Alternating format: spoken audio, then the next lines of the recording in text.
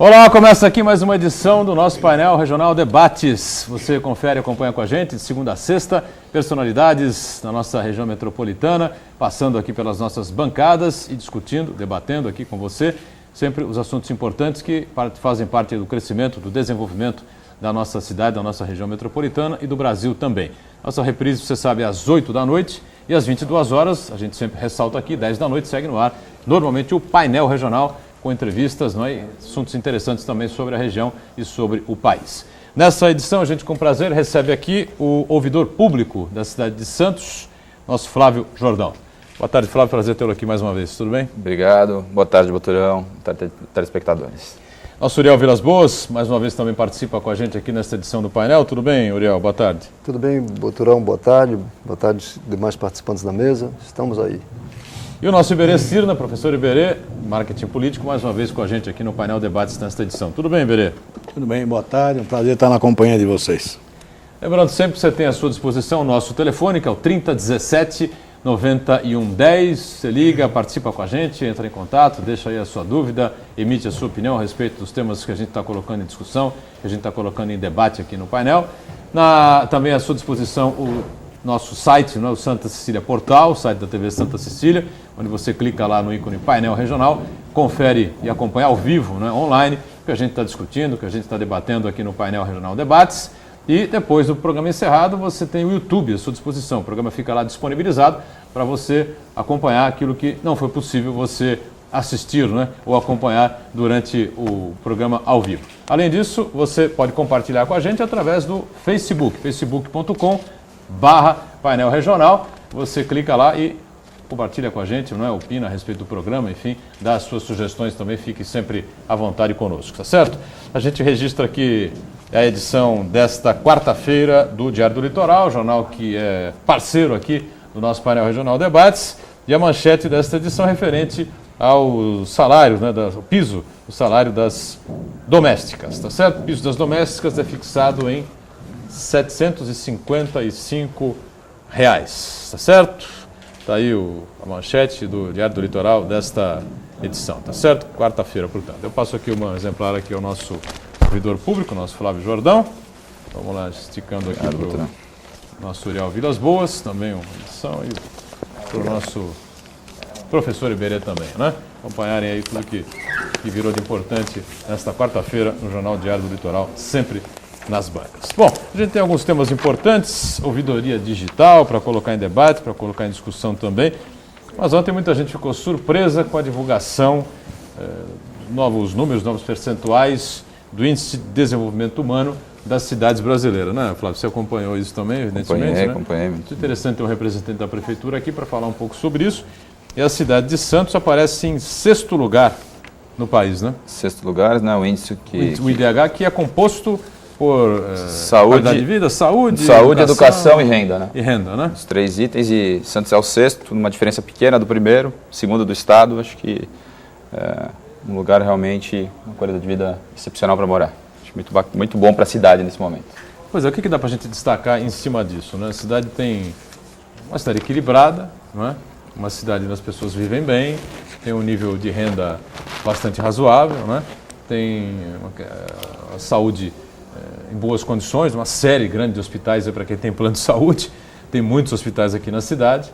Agora, é uma cidade que padece, que sofre ainda com a presença constante da falta de infraestrutura, na verdade, das cidades do entorno. Isso a gente não pode negar indiscutivelmente. Santos seria, assim, vamos dizer, uma ilha de exceções aí com relação à prestação de serviço. Não sei como é que você vê isso.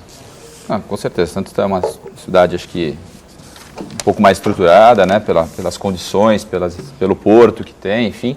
Acho que ainda tem muita coisa para se fazer, a gente sabe das dificuldades que nós temos ainda, mas acho que tem muita coisa. Eu pela ouvidoria mesmo, recebo várias ocorrências todos os dias, diversas ocorrências todos os dias, mas eu acho que realmente é uma cidade que tem uma boa qualidade de vida. Eu sou nascido em São Paulo, mas moro aqui desde os 8 anos de idade.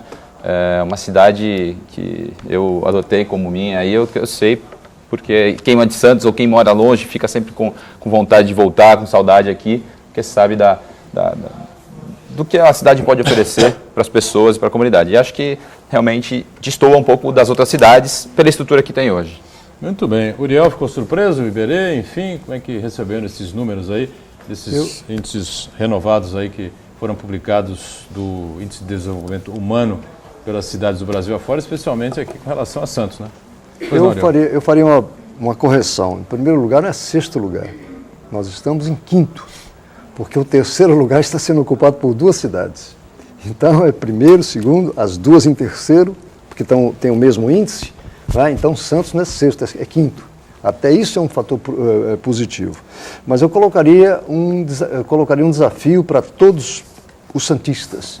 O que nós fizemos para que isso acontecesse? Ou seja, sejamos otimistas, avaliemos que a questão, os problemas que nós temos, inclusive quando procuramos a ouvidoria, os problemas que nós temos exigem que nós participemos da solução desses problemas. Então, é um desafio positivo, eu interpreto dessa forma, e um elogio às administrações que aí estiveram, os resultados que foram obtidos. Temos muitas coisas a corrigir, evidente que sim, mas isso tem que servir para que a gente não fique apenas naquela situação de ficar reclamando, que não presta a cidade onde moramos, só temos problemas. Não, temos muitos problemas, mas temos vontade, se tivermos vontade, vamos solucioná-los. Diga, Iberê, com relação a esse tema aí, o que você achou de mais importante? Eu vejo assim, lógico que a gente esperava já Santos com esse índice, até pela sua estrutura. Me parece que a concepção, é uma das coisas que a gente discute muito, a concepção da metropolização faz, de alguma forma, que Santos, como uma cidade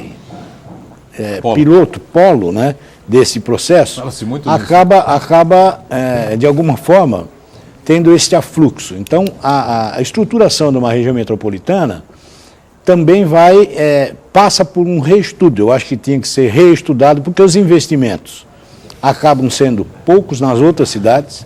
Se comparado com algumas outras cidades da região metropolitana, Santos tem 95%, 96% da sua infraestrutura pronta, funcionando.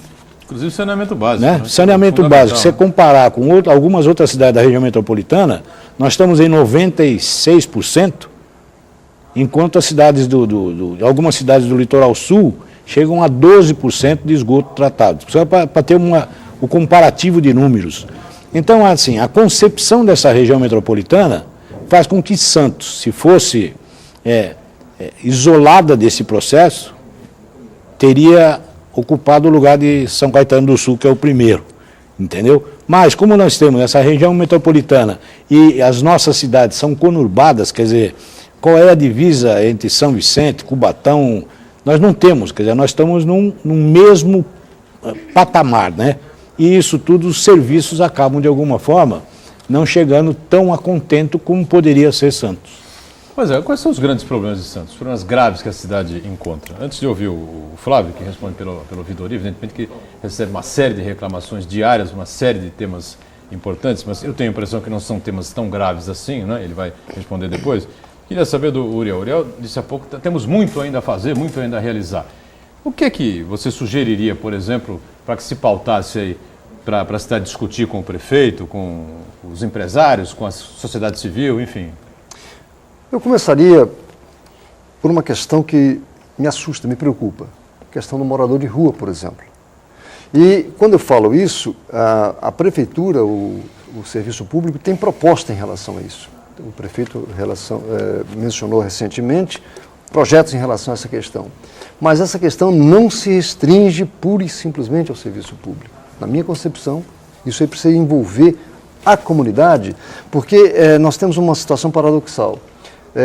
Há entidades que lidam diretamente com essa questão, com a melhor boa vontade, da alimentação, das roupas, enfim, façam um serviço assistencialista. Já foi um tempo em que o morador de rua era uma pessoa sem condições, idosa e por aí afora. Hoje o morador de rua são jovens, inclusive, que você encontra nessa situação. Então eu coloco esse ponto inicial, informando que não basta pura e simplesmente querer que o organismo público resolva o problema. Eu diria que era um envolvimento do serviço público, as universidades, o serviço, a área sindical, seja ela de empregado ou de empregadores, as associações de moradores, as entidades assistencialistas, incluindo as igrejas, para um debate amplo, porque essa questão também não atinge apenas Santos, isso é uma questão mundial, mas pode ser um ponto de partida para essa questão. A outra situação que eu gostaria também de ver debatida são projetos para os jovens, para essa meninada. Santos ganhou segundo lugar agora nos jogos regionais. Nós não temos uma equipe, a não ser o Internacional, que tem uma equipe de basquete juvenil, não temos uma equipe de basquete, de vôlei, e Santos já foi referência nacional nos idos de 60, na questão de vôlei. E nós vemos aí várias cidades do estado, várias cidades do Brasil disputando o campeonato nacional de vôlei, basquete, masculino, feminino. E Santos, por que não tem isso aí? E quando eu falo isso, não é apenas o esporte em si, mas é o chamariz para a juventude participar e se sentir motivada, e não apenas no futebol. Isso é um reflexo. Deixa eu colocar alguma coisa aqui, esses dois problemas que o Uriel está colocando. Primeiro, quando a gente fala de morador de rua, nós temos que tomar um pouco de cuidado. Vamos resgatar a ideia de Santos, uma cidade belíssima, com infraestrutura pronta, com uma praia maravilhosa, com chuveirinho na praia, com quiosque. Clima quente, o ano inteiro, fora 2 meses por ano. Bancos até certo ponto confortáveis para dormir. E aí as pessoas, pela conurbação das outras cidades, e até de cidades mais distantes, não vão pôr debaixo do tapete não, acabam exportando para cá. Quem é que não quer ficar aqui? Diferente de você ficar numa cidade interior, onde só tem a pracinha, o coreto e a igreja, é diferente. Aqui durante o dia você está lá vendo praia, belíssimas pessoas andando com seus corpos esculturais, bonito. Aí tem um chuveirinho, você aperta lá o botão, toma seu banho, entendeu? É a terra da caridade, não podemos esquecer isso.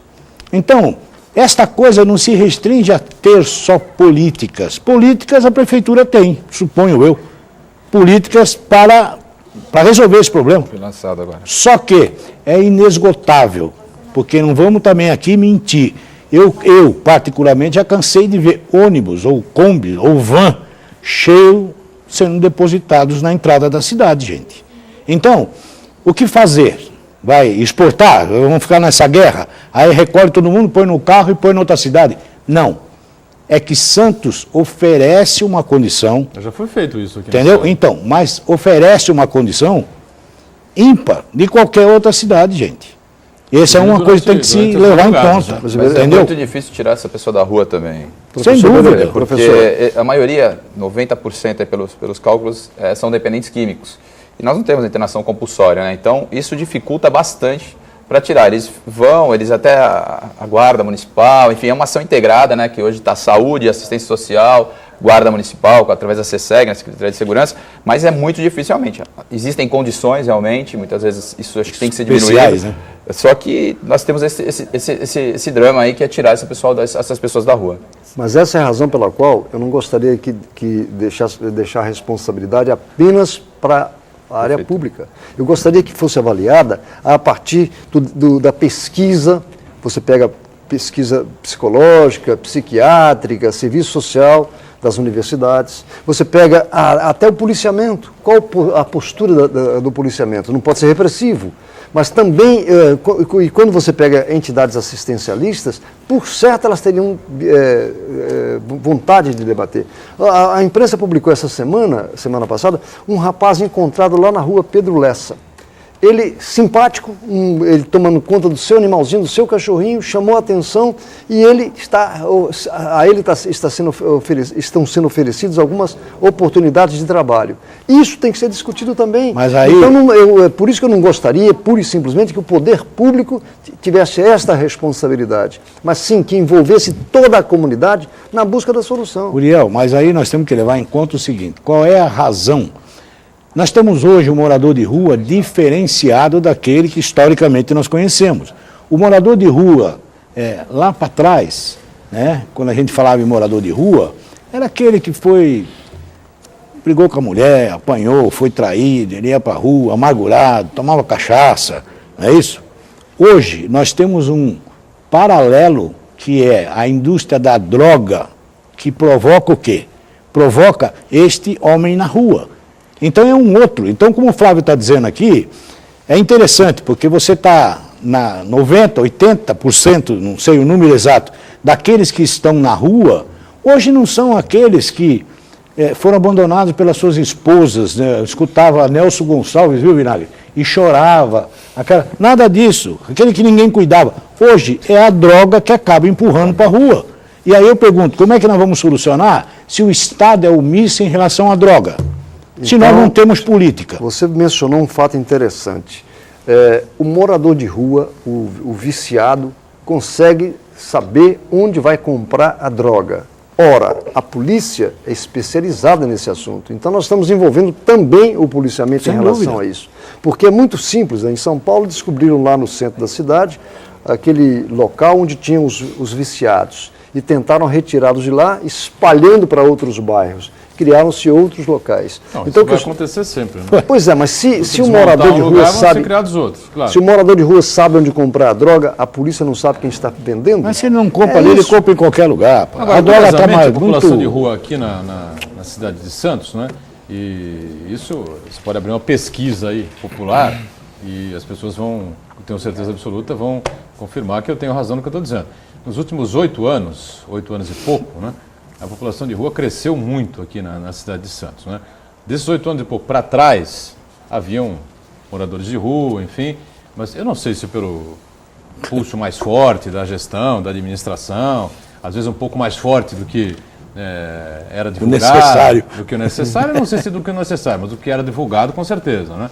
Pelas madrugadas aqui da cidade, enfim, as coisas aconteciam e eles iam embora. Como disse o Iberê, despejava-se na cidade, perdão pelo termo, mas era isso que faziam, né?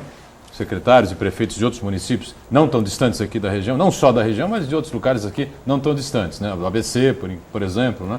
E as pessoas vinham para cá e ficavam aí, perambulando pela cidade porque não tinham o que fazer, né? Mas, de uns tempos para cá, essa coisa parece que proliferou, aumentou, o pessoal jogando não sei o quê, fazendo malabares aí nos pontos de ônibus da cidade, enfim. E o que se discute lá na prefeitura? Tem muita reclamação com relação a isso? Tem muita reclamação sobre morador de rua, né? Tem a pessoa que solidariza e vê o cidadão lá, e tem outros que querem arrancar o morador da porta da casa dele, porque tem alguns que são mais agressivos, enfim, tem algumas situações. A prefeitura lançou agora recentemente o programa Recomeçar, né?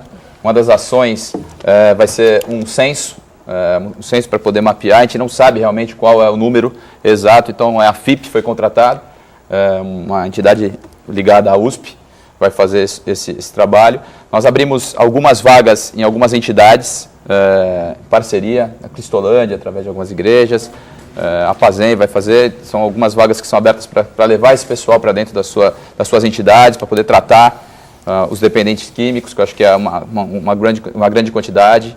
Agora, é um problema isso aí, Butrão, a gente não tem, é muito complicado esse tema. Eu recebo muitas ocorrências, a gente encaminha, esses que são mais agressivos nós encaminhamos para a CESEG. Esses que pedem, tira da minha frente porque o rapaz está fazendo isso e isso. Nós encaminhamos diretamente para a CESEG porque precisa ser uma ação imediata. Os que são... CESEG é segurança? Segurança. CESEG, que aí a Guarda Municipal é que vai para poder tirar, para poder ver, porque está tendo algum tipo de abuso. O que é social, o que é a assistência social trabalha com vínculo, trabalha com a conversa, trabalha com o dia a dia, e é muito difícil você convencer. Nós temos 3 tipos. Tem essas pessoas que são as pessoas do bem, que o Iberê colocou, que muitas vezes estão ali, tem as que têm problemas mentais e tem as que são dependentes químicos. Esses 2 outros lados são os que são maioria hoje na rua. Sem dúvida. Então, você precisa ter um local para levar essa pessoa. Então, tudo isso é muito complicado aqui na cidade de Santos. Muito bem, realmente é uma situação difícil, complexa, mas que o número aumentou de 8 anos para trás, isso aumentou. Não sei se fragilizou aí não vou dizer combate, né? Porque você vai dizer combate ao morador de rua, né? Não é isso. Mas o termo que o Iberê colocou há pouco é a pura realidade mesmo. Tem locais aí cidades aí que pegam seus moradores, botam num ônibus, um micro-ônibus, uma van e tal, vai passar. Não, mas está tendo uma ação firme da prefeitura, Botrão. Né? A prefeitura tem feito uma ação firme em cima disso. A gente sabe da dificuldade, justamente o prefeito lançou, foi semana passada. Nós tivemos aqui o programa Recomeço, que Recomeçar, que é até do governo do estado, que é uma liberação de recurso para as entidades, a Secretaria de Justiça, a secretária esteve aqui com o prefeito Paulo Alexandre, no núcleo nosso que vai servir para isso, vai ser uma casa-dia lá para os moradores e para as pessoas, população em situação de rua, né? Mas tem tido uma mão firme aí da secretária, a Rosana tem feito um trabalho muito forte em cima disso, é o grande problema hoje da Secretaria de Assistência Social. Antes do intervalo, a gente passa mais uma mensagem importante da Prefeitura de Santos para você, com relação à gestão, ao orçamento participativo, não é? Em tempo de nova gestão, a Prefeitura decidiu retomar o orçamento participativo, que é um instrumento que permite aos moradores indicarem as prioridades dos seus bairros. Neste ano, a população terá a possibilidade de participar da elaboração da Lei Orçamentária Anual para 2014, em 5 audiências públicas que serão realizadas em regiões diferentes da cidade. No Brasil, o orçamento público é formado pelo PPA, que é o Plano Plurianual, pela LDO, Lei de Diretrizes Orçamentárias, e pela LOA, Lei Orçamentária Anual. O PPA estabelece os objetivos para os próximos 4 anos. A LDO prioriza anualmente as metas do município. E a LOA prevê receitas e fixa despesas a cada ano. O sistema orçamentário é complexo, mas o município vai ter a facilidade de compreendê-lo, poder participar ativamente dessa elaboração.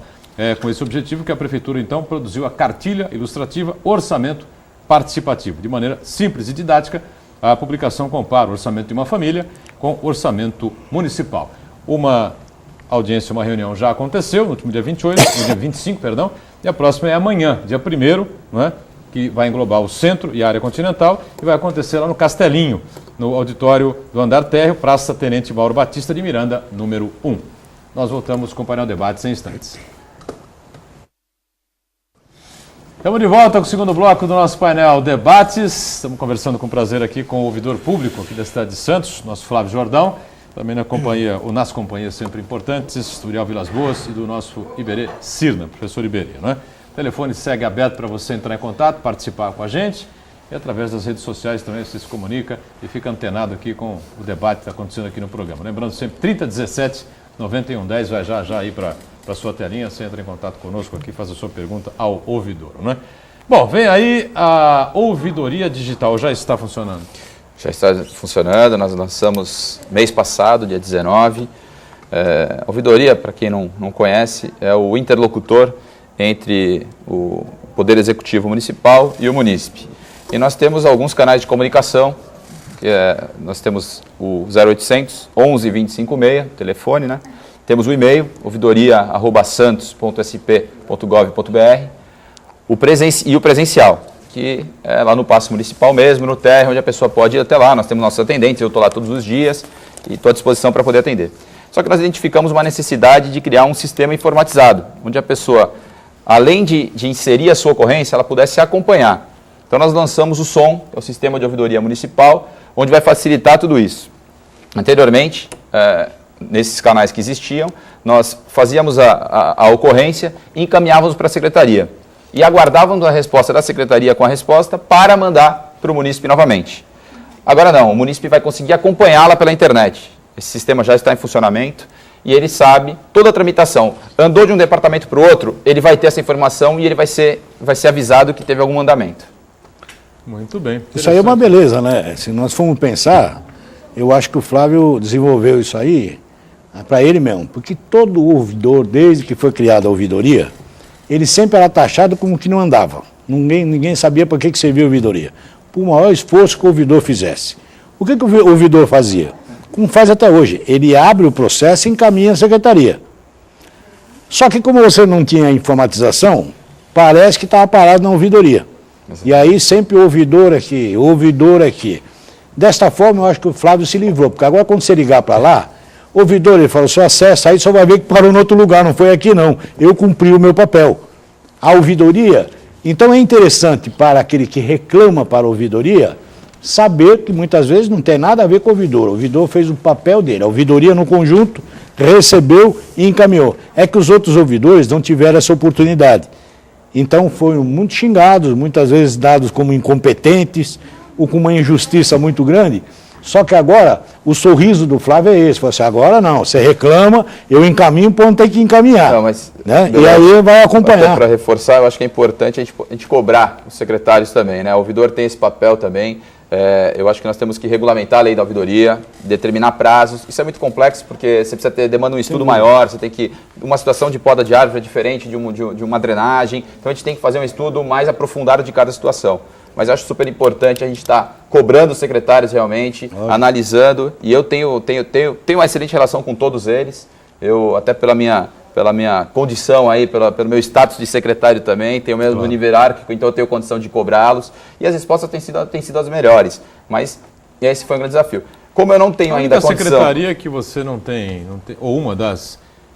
a saúde que tem a ouvidoria própria? A única que tem uma ouvidoria própria. É a única. Nós temos outros 0800. Nós temos 0800 da CT, da Prodesan, mas a única ouvidoria que é própria, que é uma recomendação do SUS, é a da saúde que tem direto. A gente não trata de assuntos da saúde. Quando chega para a gente um encaminhamento, a gente encaminha direto para a saúde. Mas eu, reforçando, eu criei, nós não temos esse prazo, Eberê, mas eu criei determinadas cores. A hora que a pessoa entra, ela consegue saber em que grau está. Então, de 0 a 60 dias, essa ocorrência fica verde na tela do computador.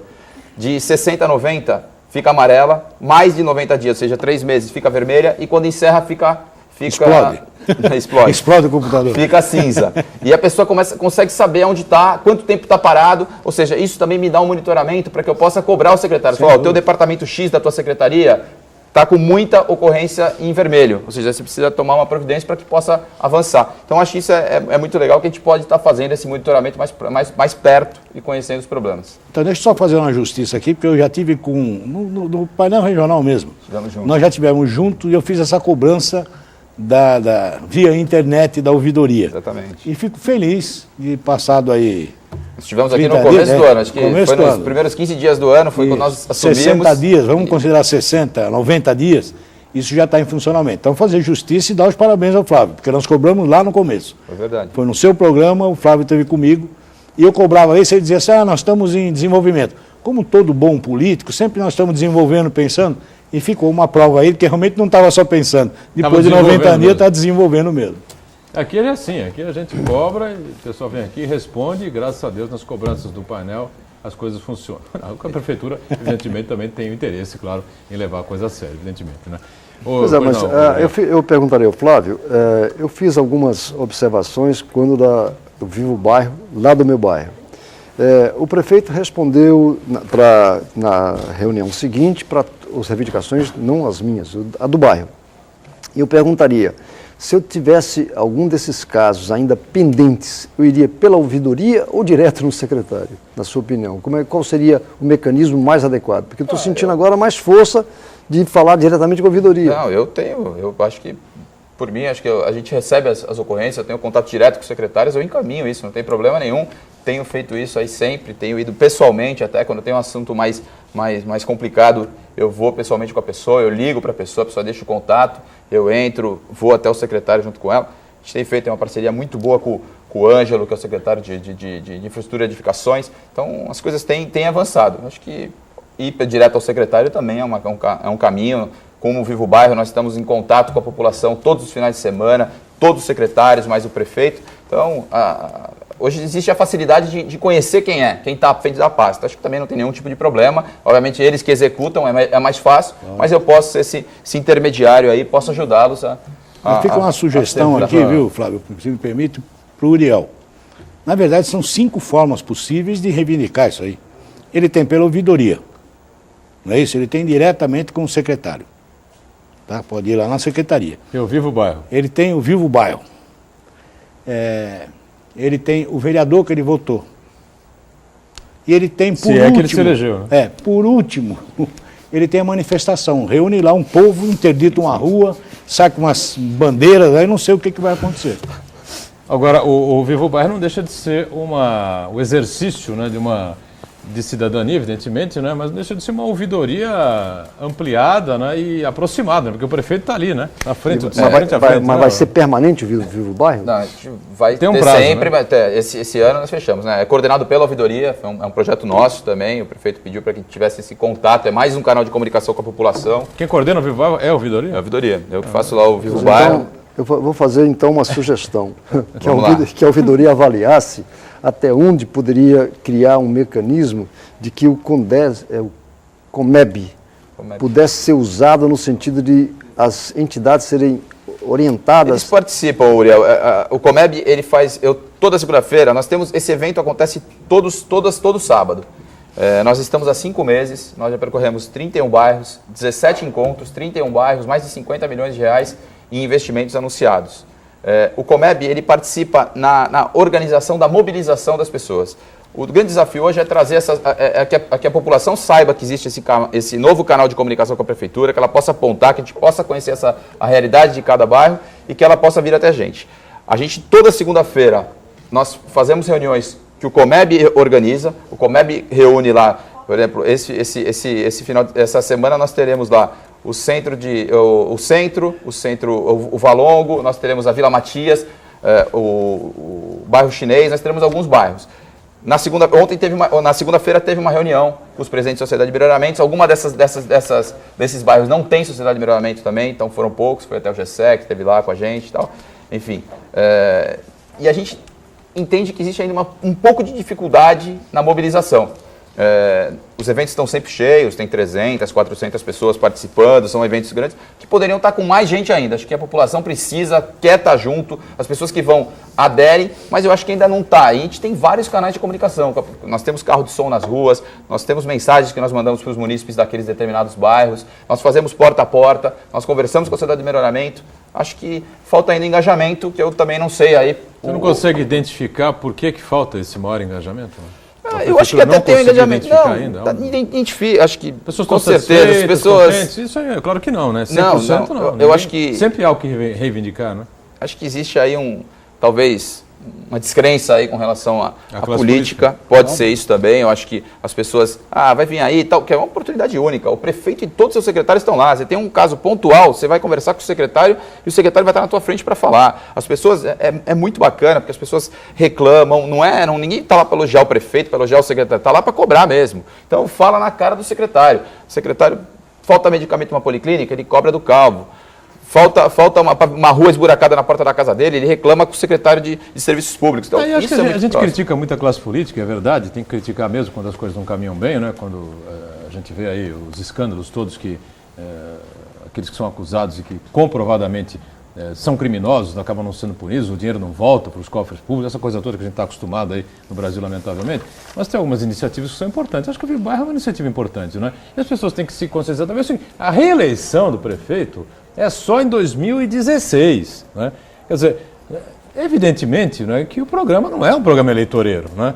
Feito para ganhar voto, para ganhar a eleição, para ser reeleito, enfim. Não é um Pelo contrário, parece te dá a oportunidade de ajustar a administração com a realidade de cada setor, de cada região, de cada bairro da cidade. Não sei se o Uriel e o Iberê pensam assim também. Mas... Eu diria o seguinte, nós temos numa cidade como Santos, não vou discutir em outras localidades, nós temos vários mecanismos que, a meu ver, poderiam ser usados com mais frequência. Começar pelo movimento estudantil, nós temos 40 mil universitários, quantas escolas públicas e privadas também no nível menor. Em todas elas tem algum agrupamento, seja o Grêmio Estudantil, Diretório Acadêmico e assim por diante. O Grêmio Estudantil tem em toda a região da Baixada Santista, que é o do Colégio Liceu Santista. Pois é. Então, presidido pelo filho mais novo deste jornalista que vos fala. E aí nós temos... É o único Grêmio Estudantil que existe aqui. Nós temos o movimento sindical... Já existem outros, né? Eu não faço crítica a nenhuma entidade. Os diretórios acadêmicos também a gente não ouve mais falar. Não, acabou. Então são situações, quando se fala na descrença na classe política, então vamos pensar no organismo que nos representa. As entidades de bairro são importantes e não aceito essa argumentação que as pessoas não se dão ao trabalho de fazer parte de uma reunião, de uma assembleia. Eu diria que a direção de uma entidade, alguém que é eleito para a direção dessa entidade, tem a obrigação do contato permanente, no convidar os seus representados, porque ele não pode falar por uma comunidade sem ouvi-la. Então nós temos 62 entidades de bairro, nós temos 27 conselhos, então muitos organismos que deveriam ser usados, e esse é um desafio, inclusive para o seu prefeito, porque é a forma dele ter esse contato, e essa iniciativa do Vivo Bairro é muito importante. Por certo é muito importante o fato de ele entrar numa sala sabendo que ali dentro tem gente que pode não gostar da política que ele adota, mas ele vai lá enfrentar. Isso é muito importante. Então nós temos que saber utilizar esses mecanismos e não entrar naquela de ficar na frente de um computador achando que o e-mail, a convocação vai ser suficiente para reunir pessoas, como o Iberê falou, para reunir do meu bairro, só através de computação. Não, nós temos que discutir, olhar cara a cara com as pessoas e dizer, vamos analisar como a gente pode encaminhar essa questão? É uma solução. Sabe que eu às vezes fico muito emocionado, fico com os olhos marejados quando eu vejo o Uriel falar. Uriel é de uma pureza de alma fantástica. Ele está incentivando aquilo que no plano ideal deveria acontecer. Só que nós temos que pôr um pouco o pé no chão. Primeiro, as instituições, elas no geral, estão desacreditadas, instituições políticas, seja ela qual for. A população nunca viu nenhuma dessas instituições reverter absolutamente nada para ela. Então o que acontece? Está aí a prova das multidões na rua. Porque não foi ninguém que convocou, por isso que deu lá os 3 milhões batendo no bumbo, arrebentando, fora os vândalos. Quando uma entidade representativa convocou, eles puseram 70 mil no Brasil todo, as representativas. Então, essa gestão é o que nós estávamos discutindo até antes do programa. Esse modelo de gestão delegada, onde eu te dou o cheque em branco para você me representar, ele tem que ser questionado num primeiro momento. Então, não é culpa do prefeito A, B ou C, do secretário. É que as pessoas entraram num total descrédito das instituições formadas hoje por esse sistema político. Então, não adianta, nós não vamos culpar a população, porque a população também cansou, quando essas instituições se deterioraram, de bater a porta, todo mundo bater na cabeça dele, não, deixa comigo. E deixa até hoje, e nada foi resolvido. Então, este modelo de gestão delegada é uma coisa complicada. Sobra para quem? Para quem? Por isso que eu fico feliz, até pela idade do Flávio, a idade do prefeito, a idade do monte de secretário, são novos, gente. Eles estão buscando, de alguma forma, pelo que eu sinto, um novo modelo de gestão. Agora, eles também são reféns desse processo da população, de não acreditar. Agora, deixa eu saber o seguinte, estou em cima do break aqui, viu, Uriel? Queria saber, na volta do Flávio, se o Iberê coloca bem, né? As pessoas estão descrentes, primeiro da classe política, segundo, de todos esses órgãos representativos que a população, de maneira geral, acha que não representam nada e que não revertem nada em favor das pessoas, enfim, da população de maneira geral, né?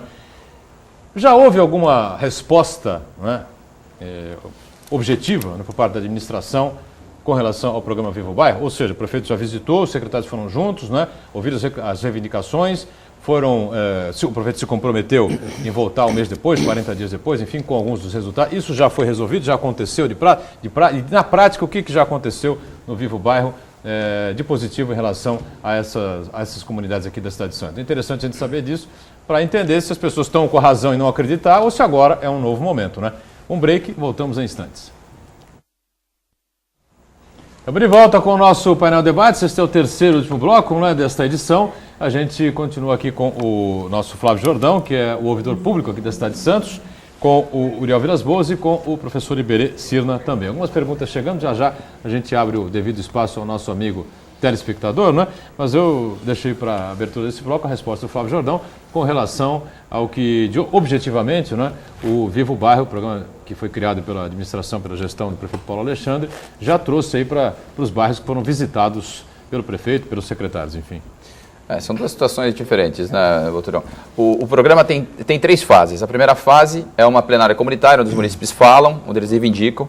A segunda fase é um mutirão de 30 dias, são serviços básicos, poda de árvore, recapeamento, limpeza urbana, reurbanização de praça. E a terceira é a prestação de conta daquilo que foi feito e mais anúncio de grandes investimentos. Então, nós já fizemos uma série de coisas nessa segunda fase, em todos os bairros foram feitos, recapeamento, como eu coloquei, limpeza de praça, uma série de coisas. E foi anunciado muito investimento, como eu falei aqui agora há pouco, mais de 50 milhões de reais de investimento, é um número considerável.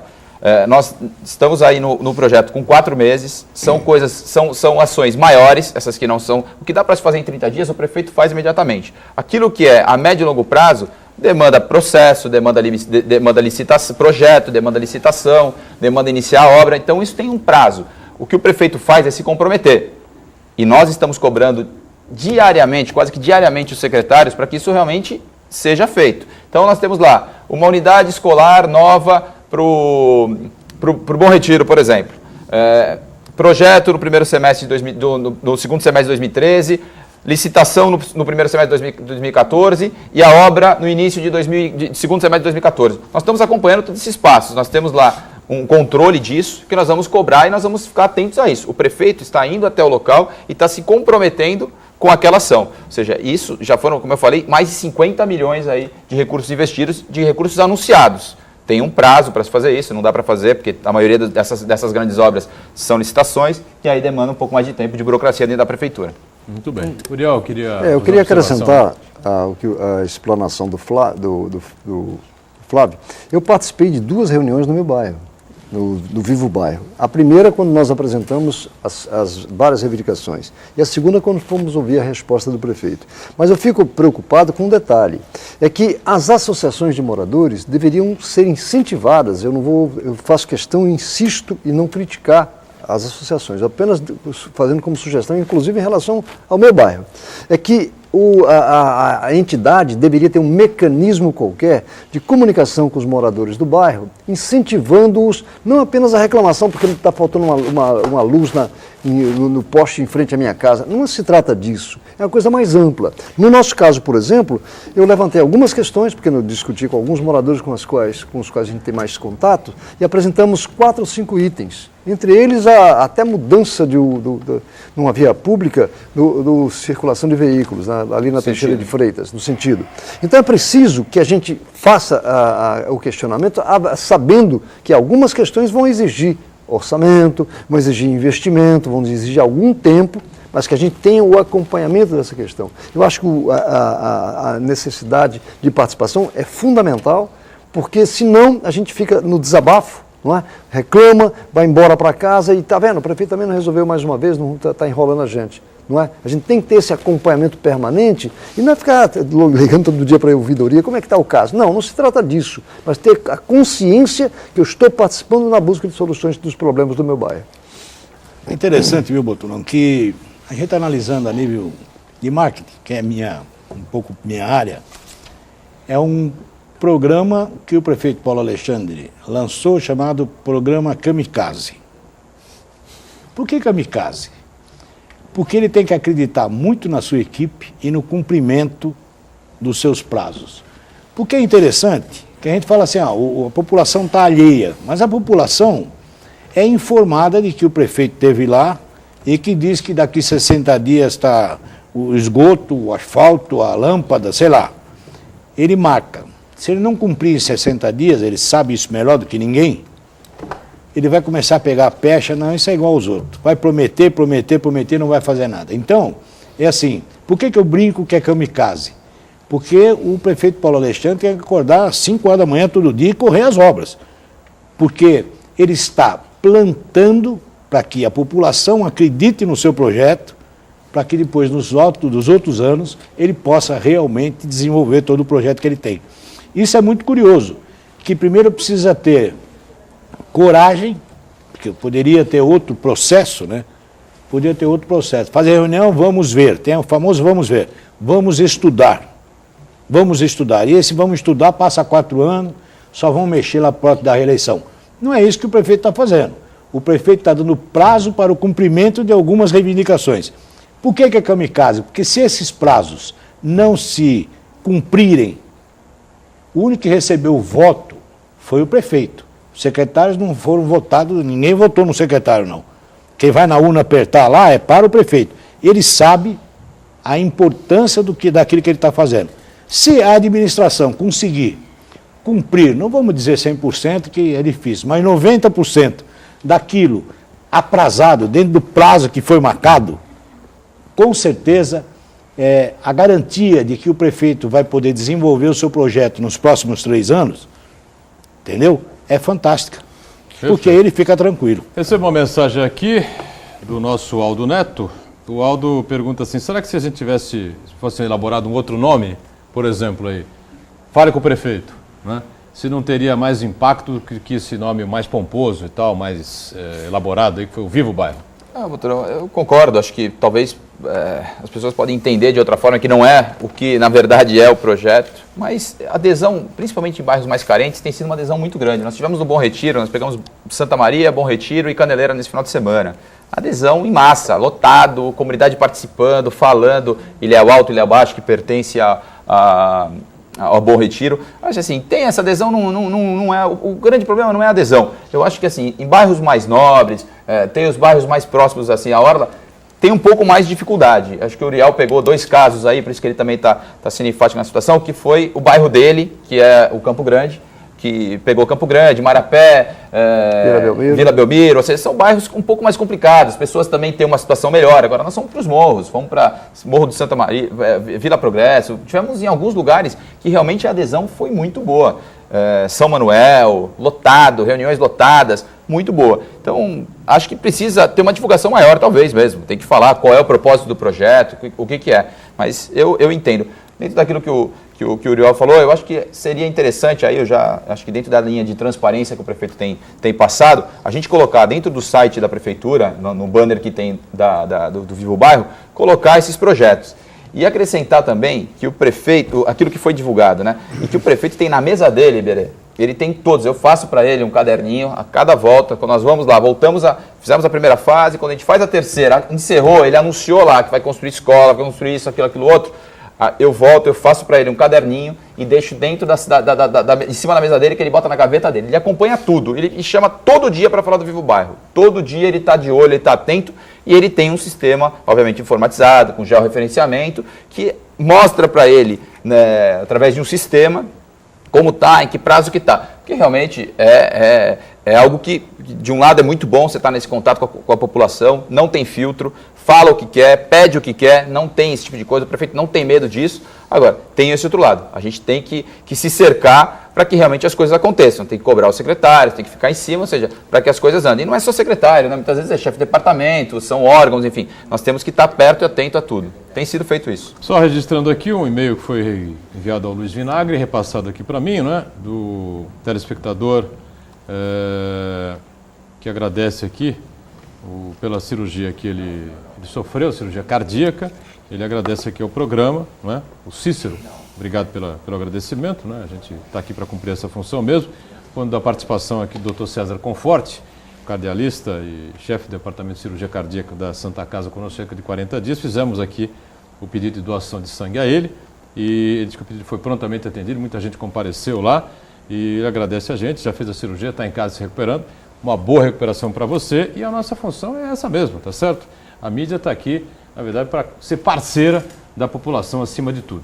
Cosme da Areia Branca diz assim: a administração passada, infelizmente, conseguiu desmantelar a equipe de rua da SEAS, Secretaria de Assistência Social, né?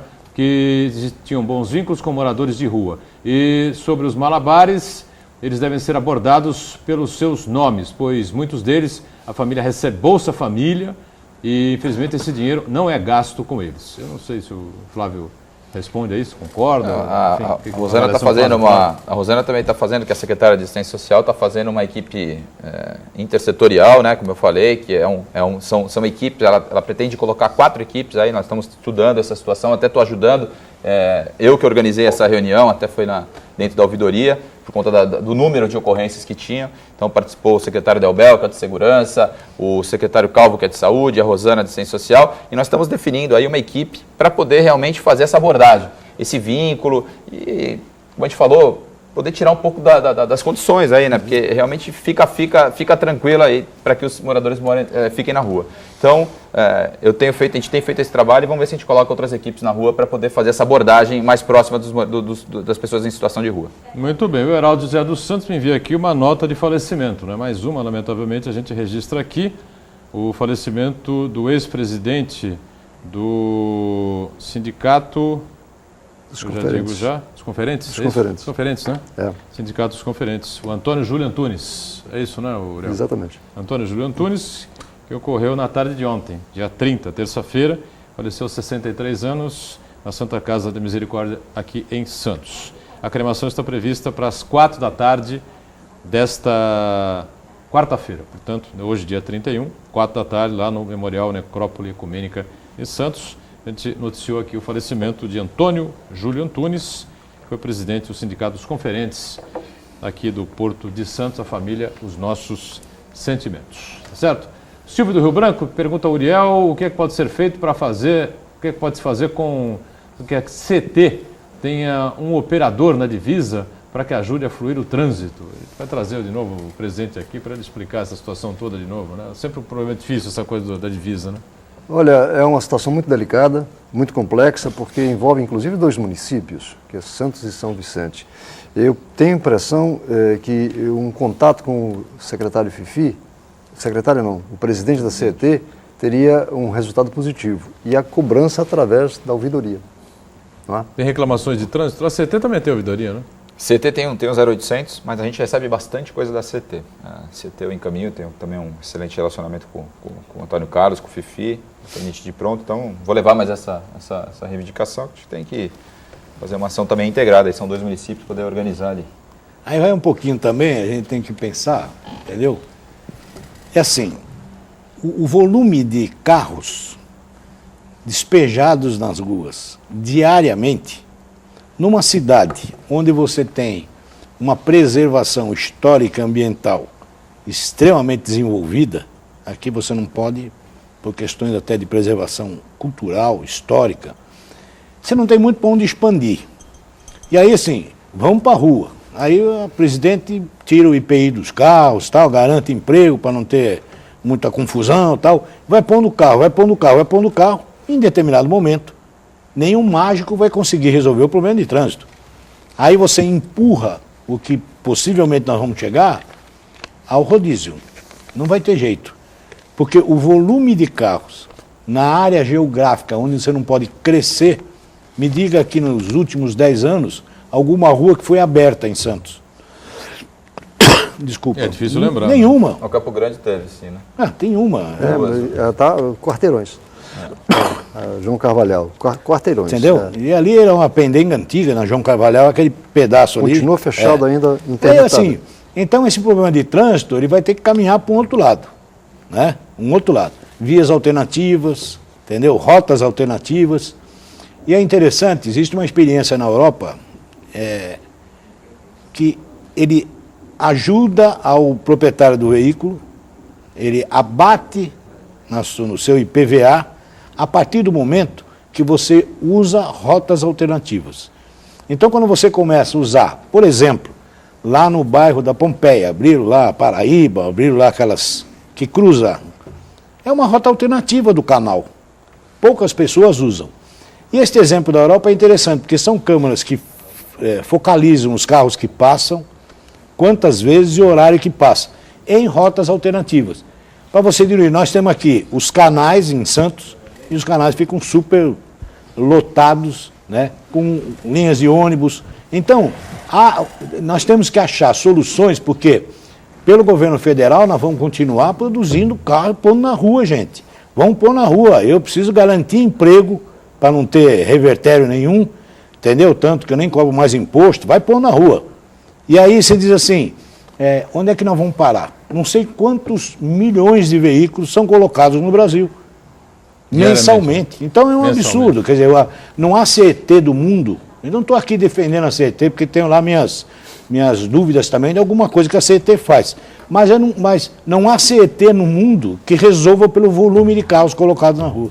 Nito Alemão entra em contato também com a gente, parabeniza o programa, a gente te agradece, manda um abraço também, a gente retribui aqui e pergunta ao Uriel, como faço para participar do programa? Só você entrar em contato, o Uriel é um comentarista nosso, né? É um parceiro nosso aqui que colabora com a gente ou via telefone ou aqui presente, como sempre, né? Com a inteligência que lhe é peculiar, né? E para você participar do programa, você entra em contato aqui com a nossa produção, fala com o Aldo Neto, ele conversa com você com toda a alegria e capacidade e competência jornalística que tem o Aldo. Meu caro Flávio Jordão, só para fechar aqui, algo mais que você queira destacar com relação à ouvidoria, fazer aí um comunicado público aí, algo que você gostaria de ressaltar, não? deixar o convite aí para o próximo Vivo Bairro, 18º encontro aí para a população. O prefeito vai ser onde agora? Vai ser na Arena Santos, ali no Cais, no prédio ao lado, vai ser na Rangel Pestana, número 150. Vai estar o prefeito e todos os seus secretários presentes. Sábado agora? Sábado agora. Uma audiência pública, uma plenária comunitária. 9 horas da manhã? 9 horas da manhã. 9 horas da manhã, uma plenária comunitária